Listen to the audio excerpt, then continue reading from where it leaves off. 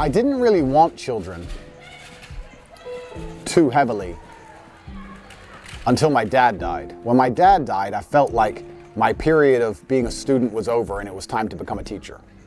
And then I understood that if I'm going to teach people, that's important, but even better to teach my own lineage and bloodline. The degree of patience that a mother has with a toddler is incredible.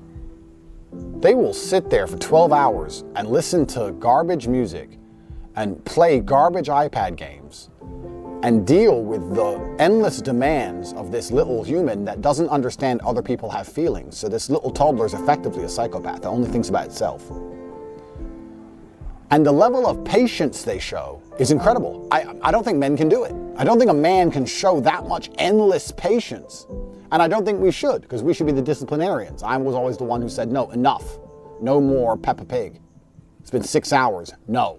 And if you want to cry, you can cry, but it ain't going back on. I don't care. I was that guy. But the mothers will just tolerate and tolerate, which is why our jobs are so different, but also so equally important, because patience is important. And just witnessing the level of patience was mind-bending to me. I was like, I don't know how you... And the woman's still happy and still smiling. Truly incredible. I think a father needs to be a superhero. I think a father needs to be, to a degree, emulated. I think a father needs to be absolutely and utterly respected. I don't think a father should be a second mother.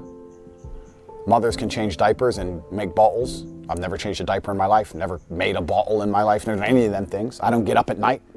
It's not my job. My job is to be somebody who the entire family, both the mother and the child, looks at and really truly believes is a superhero. And I feel like I do that fantastically. And I think to a degree you have to sacrifice part of your time with your kids to be a superhero. You can't be a superhero if you're home all day changing diapers and playing with the baby. You have to go out, do something epic, and come home and tell that story. You have to go away to war and come back with stories of war. And there's been times where I've missed my children desperately and I haven't been with them as much as I would have liked to have been. But I've always come back with a story worthwhile. I've always come back with gold for the family. I've always come back with a carcass for everyone to eat from.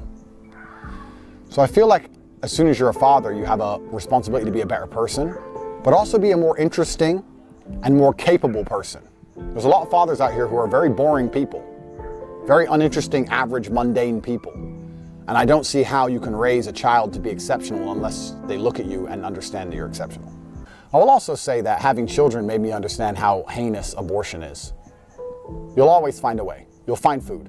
No one's starving to death, not in the Western world. You'll find food. And you'll never regret having the child when the child is there. And I think everyone who has kids wish they started earlier.